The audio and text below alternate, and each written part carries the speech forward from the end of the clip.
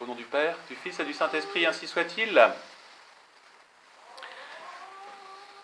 Bien, chers frères, vous êtes ici ce matin, et si vous êtes ici ce matin, précisément, c'est essentiellement pour manifester à notre Seigneur votre désir de dépendre du Christ roi, votre désir de suivre notre Seigneur dans sa royauté. Si vous êtes ici aujourd'hui, précisément, c'est pour cela. Sinon, vous auriez été bien ailleurs.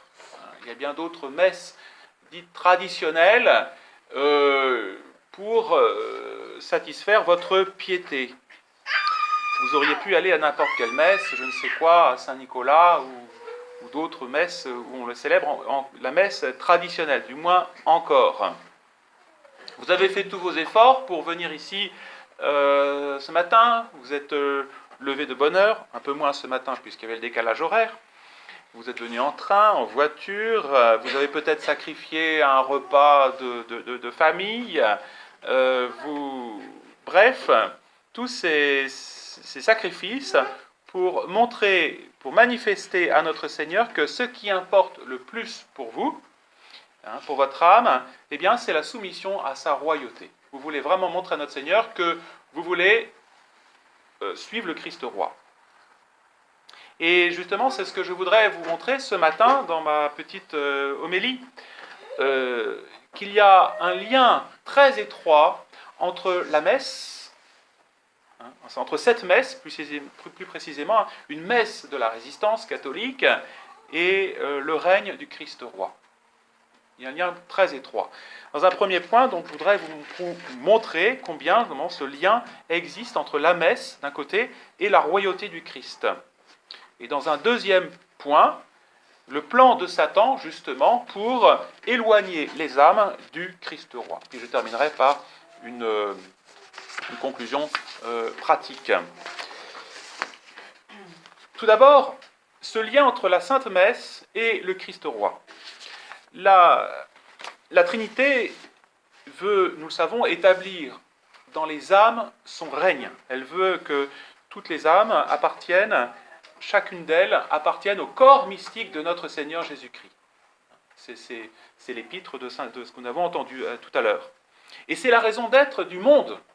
Si le monde existe aujourd'hui, si le monde existe encore, en 2016, il n'y a pas eu la fin du monde, c'est pour amener toutes les âmes, le plus d'âmes possible, en union avec notre Seigneur. Et tout spécialement, mes bien chers frères, à l'offrande, au moment de l'offrande du Saint-Sacrifice de la messe. Au moment où le prêtre met sa goutte d'eau dans le vin, eh bien, c'est votre âme qui est incorporée, effectivement, eh bien, à notre Seigneur Jésus-Christ. Et comme, justement, Dieu veut favoriser cette union des âmes, eh bien, Dieu veut que tout soit, lui, à notre Seigneur, Dieu veut que le monde soit organisé sous le Christ comme roi. Comme roi. Et, mes bien chers frères, il faut bien se rappeler que les membres de notre Seigneur sont destinés à lui appartenir entièrement. Après la messe, quand vous quittez la messe, eh bien, vous êtes bien décidé à rester soumis, eh bien, à notre Seigneur. Bien décidé à quitter l'Église et à maintenir dans la journée, ou dans la semaine, ou dans le mois, eh bien, cette soumission que vous avez exprimée à notre Seigneur pendant le saint sacrifice de la messe. Et vous devez être résolu, sous la direction de notre Seigneur roi, à imprégner justement de l'esprit du corps mystique toute la vie sociale, politique, familiale, économique de toute votre activité. D'abord, pour que justement la vie familiale, ou la vie professionnelle, ou la vie économique, la vie même de scolaire, l'école où vous êtes, ne contrecarre pas eh bien, ces efforts, ce règne de notre Seigneur. Au contraire, que la vie familiale favorise le règne de notre Seigneur, qui a un esprit surnaturel dans votre vie de famille, dans votre vie scolaire, dans votre vie professionnelle. nous devons, en tant que membres de notre Seigneur, manifester cette soumission à notre Seigneur pendant la Sainte Messe. Bien sûr, nous le faisons, nous nous mettons à genoux pendant la consécration, nous communions et nous désirons le recevoir en écartant de nos âmes le péché, bien sûr.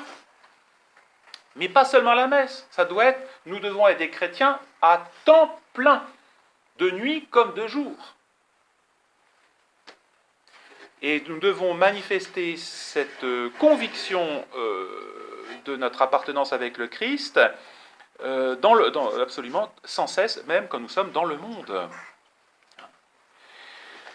Donc, quand vous quitterez cette chapelle, vous devez d'abord adopter une attitude négative. Par rapport à quoi? Eh bien, par rapport au naturalisme ambiant. Vous allez quitter la messe plein de surnaturel, plein de Dieu, normalement, et vous devez justement avoir cette attitude négative de combat par rapport à cet esprit naturaliste, voire pécamineux qui vous environne. Hein, à ne pas vous laisser entraîner par ce climat. Mais aussi une attitude positive, aspect positif, quand vous allez quitter la chapelle, eh bien, d'organiser votre vie, d'organiser le cadre social sous le Christ roi. Et ne pas vous dire, ça sera pour un jour. Non, c'est pour tout de suite. C'est pour tout de suite. Notre Seigneur, vous voyez, veut que vous soyez ses instruments il condescend à se servir de vous, voyez, pour lui permettre de régner dans le monde. Et vous, des véritables membres de notre Seigneur, si vous êtes bien incorporés à notre Seigneur, eh bien, ne doivent se sentir à l'aise que lorsque l'environnement dans lequel vous êtes est restauré dans un climat surnaturel. Et tout ce qui sent justement le naturalisme, l'esprit de compromission, tout ce qui est anti-surnaturel d'une certaine façon, doit sentir pour vous quelque chose, la mort. Vous devez être mal à l'aise. Il n'est pas normal d'être à l'aise dans le monde moderne. Alors, vous me direz, mais oui, mais les nations, notre pays, toutes nos structures, tout ce qui nous environne, ne vont pas au ciel. Tout ça va disparaître. Un jour, la France disparaîtra. Un jour, toutes les œuvres que les hommes ont accomplies disparaîtront. Pourquoi donc vouloir absolument les imprégner de ce climat surnaturel? Ce qui importe, pourrait dire un objectant, c'est que nous soyons, nous, en état de grâce. Peu importe le monde. Eh bien, il est important de nous rappeler que nous ne sommes pas des anges. Nous ne sommes pas non plus des individus juxtaposés les uns à côté des autres, indépendants les uns des autres, comme le prétend l'esprit rousseauiste ou révolutionnaire, qui serait gouverné par une sorte d'état anonyme. La religion, plutôt les institutions sociales, façonnent les hommes. Et c'est ce que le démon sait très bien. Il sait très bien la puissance des institutions sociales pour détourner les hommes de notre Seigneur Jésus-Christ. Et si les catholiques ne sont pas convaincus qu'ils doivent façonner les institutions sociales en rapport avec notre Seigneur, eh bien ce sont les forces anticatholiques qui le feront. Ce sont les forces maçonniques ou juives qui s'en chargeront, qui vont façonner le monde dans lequel les hommes vivront. Et vont façonner forcément des âmes à l'esprit maçonnique ou judaïque. Alors, celui qui ne combat pas justement pour le Christ roi, que va-t-il devenir? Eh bien, il va cesser de vivre comme membre du Christ. Alors, il va conserver certaines attitudes extérieures pendant un certain temps, mais il aura un reste de vie chrétienne, mais ce sera purement extérieur. Donc, et je conclue cette première partie, vous voyez, de ce rapport entre la Sainte Messe et le règne du Christ roi, Les catholiques qui sont vraiment fidèles et qui vont à la messe, qui vivent de la Sainte Messe, qui vivent du sacrifice de notre Seigneur, ne peuvent pas ne pas travailler à pénétrer le tissu social de cette influence surnaturelle dont ils vivent de façon intense au moment du saint sacrifice de la messe. Ce serait absolument contradictoire. Sinon, vous voyez, s'il ne le fait pas, eh bien, il se laissera entraîner. C'est ce que nous voyons aujourd'hui, malheureusement, dans l'Église conciliaire, qui se veut en harmonie avec le monde, et ceux qui veulent rejoindre l'Église conciliaire, il se laissera entraîner forcément par des forces anti-surnaturelles. Donc il est absolument vital que les anciens en soient convaincus de cette réalité, vous voyez, du combat pour le Christ roi, pour continuer à vivre de façon surnaturelle. Les anciens en sont convaincus, mais aussi les jeunes gens, il faut qu'ils soient pénétrés justement de cette doctrine du corps mystique de notre Seigneur, qui doit se répandre à travers le monde. Autrement dit, je dirais, ça serait d'enseigner aux jeunes gens un catholicisme à temps plein. Un catholicisme à temps plein. Et qui justement va permettre que cet amour surnaturel que notre Seigneur diffuse pendant la Sainte Messe, eh bien, se répandre après dans la société, et dans la société, dans le corps social et dans les âmes. Et à côté de cela, eh bien, le démon, c'est ma deuxième partie, eh bien, ne va pas laisser les choses, ne vont pas laisser notre Seigneur, bien sûr, répandre cette vie surnaturelle. Satan a aussi son plan pour éloigner les âmes du Christ roi.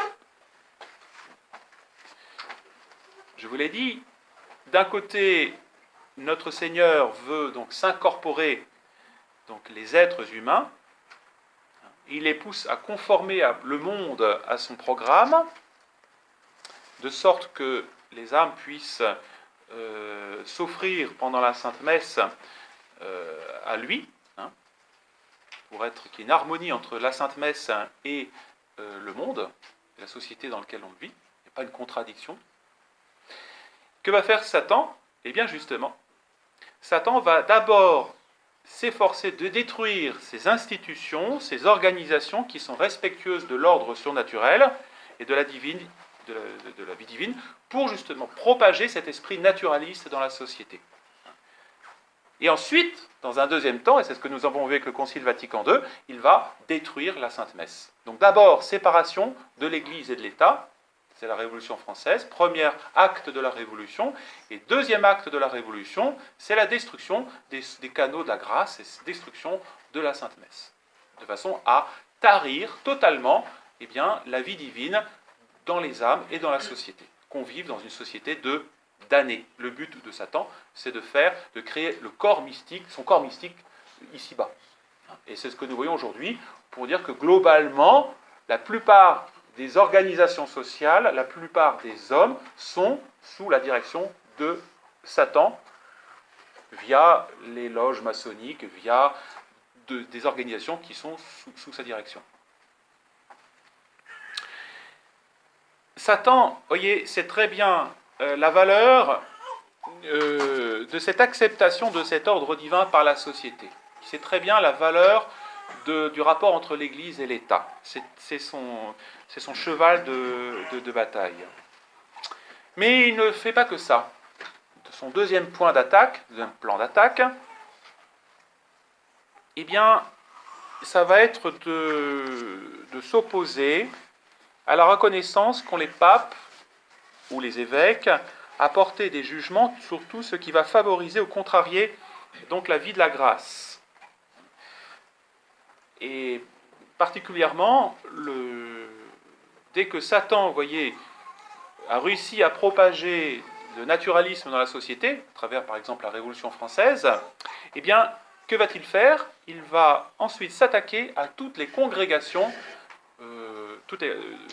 tous toutes les congrégations catholiques, et spécialement les ordres monastiques. C'est ce que la Révolution française a fait, rapidement, c'est la destruction des ordres monastiques. Et ensuite, la persécution du clergé catholique. Il y a toujours un lien entre la Révolution et la destruction des ordres religieux. C'est quasiment, on le constate d'une façon quasiment métronomique. C'est quelque chose d'absolument... la régularité est tout à fait métronomique. Troisième point de Lucifer, pour détruire cette organisation sociale, eh bien, nous le voyons aujourd'hui, même au sein de l'Église officielle, eh bien, c'est la destruction du mariage catholique. Pourquoi est-ce si important pour Satan de détruire le mariage catholique ? Eh bien, c'est que le mariage catholique, c'est l'image, ou le divorce, enfin l'introduction du divorce, eh bien, c'est que Satan voit dans le mariage catholique l'union entre justement de notre Seigneur Jésus-Christ et de son corps mystique. Il voit dans cette petite cellule familiale, il voit les restes justement de cette union entre la tête, Jésus, et ses membres. Le père de famille, la mère de famille et ses enfants. Il voit ça. Et c'est la raison pour laquelle il n'est pas étonnant de voir que aujourd'hui, Satan, même à travers la hiérarchie conciliaire, la hiérarchie officielle, cherche à détruire, en introduisant en particulier, là vous avez entendu parler, la possibilité pour les divorcés de remarier, de communier. Il cherche à détruire, vous voyez, ce qui reste d'image de cette union entre Jésus et ses membres. La royauté de Jésus dans la famille, dans la vie de famille. Voilà. D'où l'importance, vous voyez, bien chers frères, pour des catholiques qui sont mariés, d'avoir une grande estime justement de cette royauté de Jésus dans leur foyer.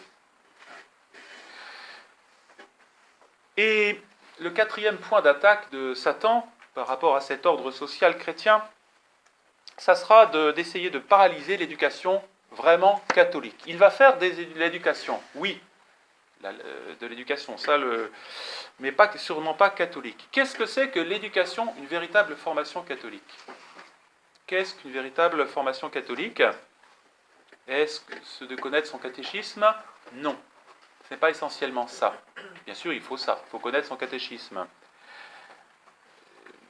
C'est de former des jeunes gens à la connaissance de leurs responsabilités par rapport au corps mystique de notre Seigneur. Quelle place dois-je avoir dans ce plan de notre Seigneur Jésus-Christ ?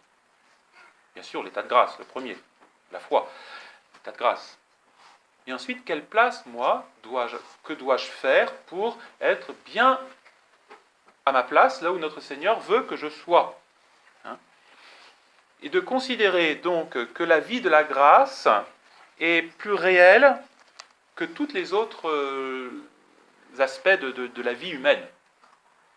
Que ce qui est premier, c'est la vie de la grâce. C'est ça, des jeunes gens, ou jeunes filles, vous voyez, qui considèrent que la vie de la grâce est première, que c'est ça qui est le plus important, cette union avec Jésus, qui est la plus importante, eh bien, c'est ça qui va faire une véritable éducation catholique. C'est ça, une véritable éducation catholique.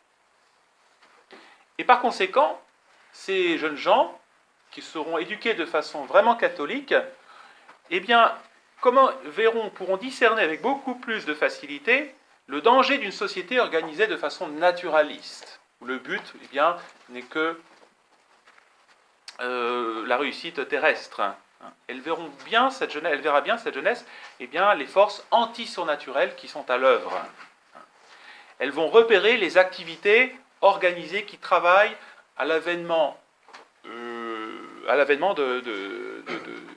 d'une société anti-chrétienne. Vous voyez, si des jeunes sont bien formés, ils verront bien que la politique de ralliement, en particulier, est une politique anti-surnaturelle. Et que nous devons y résister de toutes nos forces. Mais plus que ça, vous voyez, chaque personne qui est vraiment formée de façon catholique devrait bien comprendre avec précision, eh bien, s'ils sont, par exemple, dans l'enseignement, eh bien, qu'il est d'abord membre du Christ, que tout doit s'ordonner à notre Seigneur Jésus-Christ. Et enfin, dernière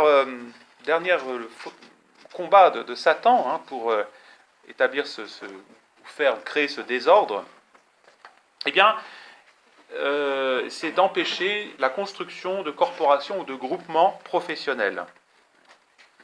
Autrement dit, le démon va isoler, va cloisonner, va faire que les chrétiens se retrouvent tout seuls. D'où l'importance, vous voyez, de sociétés humaines, voyez, même à caractère professionnel, qui sont sous l'influence de notre Seigneur Jésus-Christ. Certes, c'est difficile aujourd'hui, pas facile, mais il faut le vouloir, le faire. Alors je conclus par cette vérité que nous devons bien nous rappeler en cette fête du Christ roi. Le monde doit se conformer à notre Seigneur, et non notre Seigneur au monde. Le monde doit se conformer à notre Seigneur et non notre Seigneur au monde. Alors pour cela, je vous rappelle ces trois grands axes de notre combat pour le Christ roi. La Sainte Messe doit être pour nous ordonnée au Christ roi.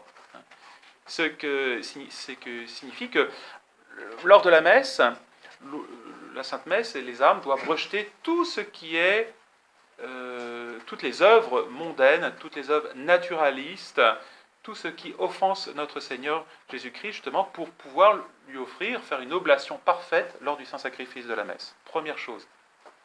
Deuxième chose, pour le célébrant, pour le prêtre, le célébrant doit lui-même être ordonné à ce combat pour le Christ roi.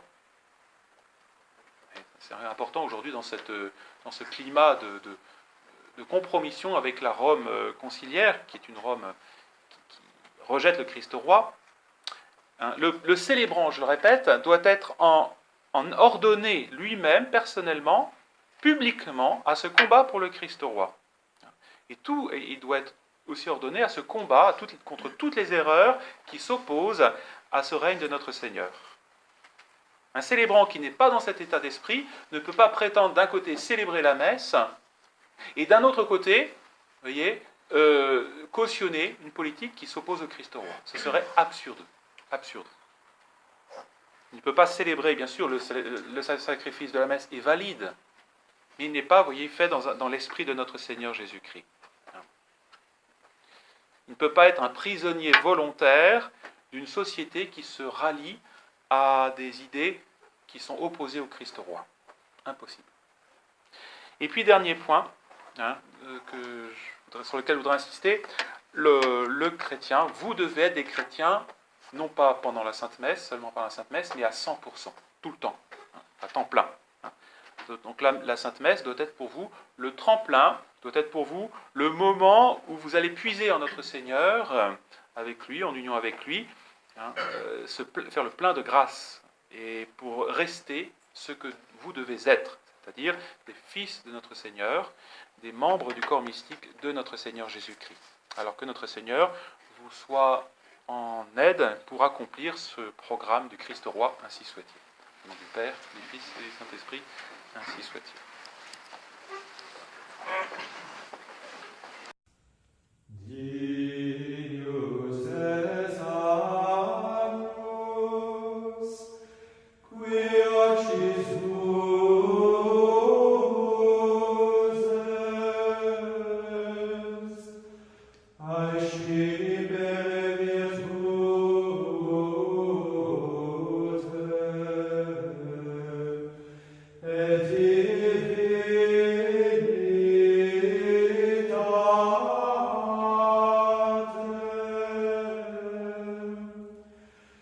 Esa